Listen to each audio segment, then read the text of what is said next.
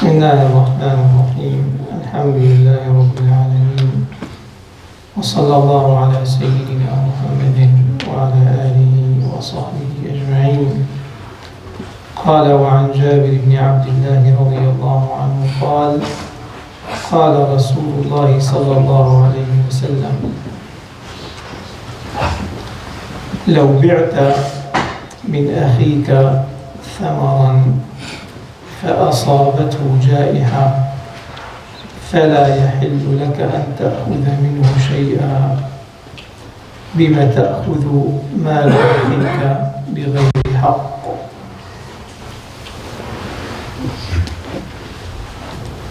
وفي رواية له أن النبي صلى الله عليه وسلم أمر بوضع الجوائح. So Jabir radiallahu anhu narrates that the Prophet alayhi salatu wasalam said, if you purchase from your brother some fruits, meaning if it's still on the trees, and we mentioned yesterday that you can only purchase the fruit trees only after the fruits show evidence of ripening, that they're good for consumption basically.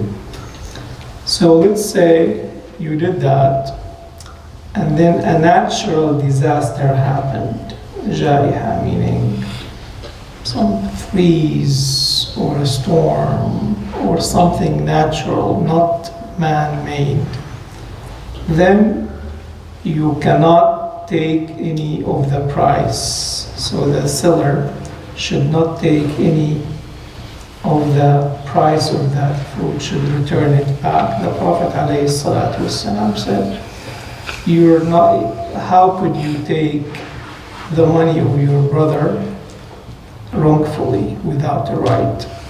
And in a different narration, he added, Jabir radiallahu anhu, that the Prophet ﷺ ordered that to exempt the natural disasters. So this is a very important principle. So when you buy something and a natural disaster happened, so if it was after delivery, it is we mentioned before, the buyer's responsibility. But before the full delivery, it is the seller's responsibility. And how much is the jaiha? What's considered jaiha or a natural disaster? If it affects a third of the product.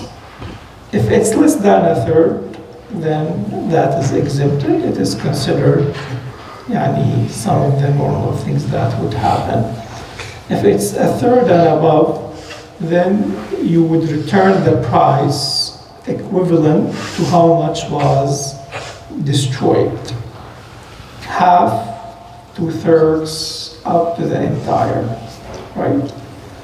How about if the entire crops or fruits were destroyed, and now what happened to the seller? Who's going to compensate him? So we know the buyer is exempted, he's got his money back. So who's going to compensate the seller now? So the Prophet ﷺ asked the people, it happened to one of the companions, to give him from that charity, basically, to compensate him. So this way, the buyer is exempted and the seller is compensated. Now you have insurance companies, right?